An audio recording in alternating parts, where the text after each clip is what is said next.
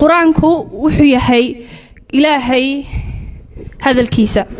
maadaama uu yahay ilaahay hadalkiisa inaan aad u wanaajino oon kor u qaadno weeyaan mid ayaynu ku liidanaa badankeena haddaan sheego intan qolka ku jirta waxaynu ku liidanaa carruurteena waan ku khasabnaa inaan barno quraanka ay bartaan laakiin inagu ma barano marka lagu idhaahdana quraankii baro adigu baro oo doonaysid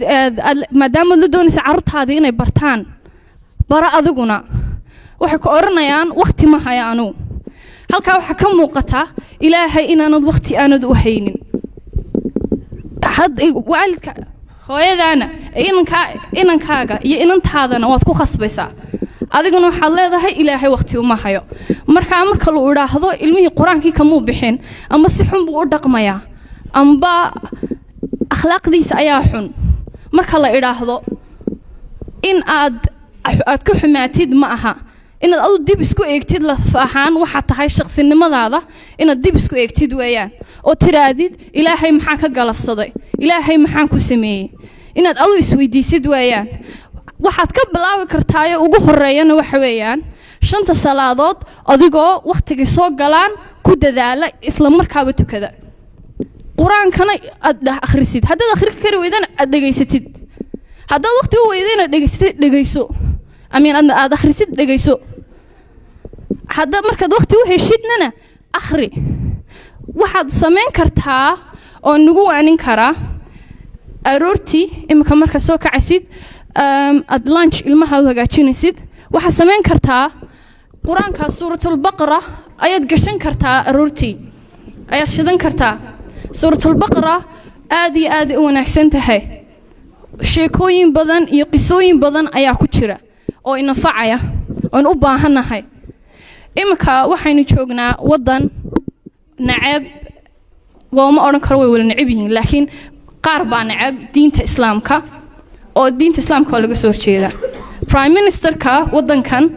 dadka muslimiinta wax xun buu ka sheegay had iyo jeer marka adiga qasab bay kugu noqonaysaa inaad diintaada aad iyo aad ugu dadaashid oo quraanka walibana aad iyo aad ugu dadaashaan hablahan quraanka imika dhameeyay waxa laga filayaa in aad iyo aad ugu dadaalaan in halka ku joojiyaan maaha ummadda waxa ka dhacsan quraan markay bartaan ay dhameeyaan in ay iska joojiyaan way dhameeyeen that's it bas hablo badan iyo inamo badan oo jira quraanka dhameeyay halkan ayaa jira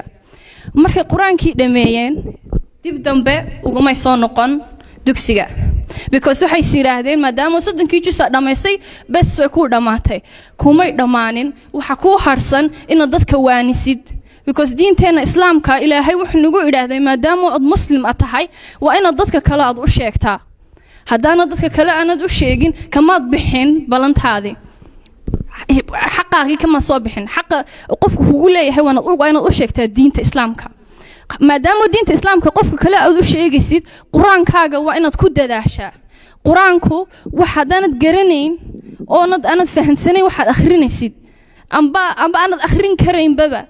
marka maxaad sheegi kartaa maanta hadduu qof muslim aan ahayn ku imaado oo ku idhaahdo oo maxaad diinteena islaam muxuu yahay marka lagu idhaahdo islaam muxuu ka saabsan yahay islaam muxuu ku dhisan yahay maxaad ka garanay baba quraankii baba akhrin kara laadahay baba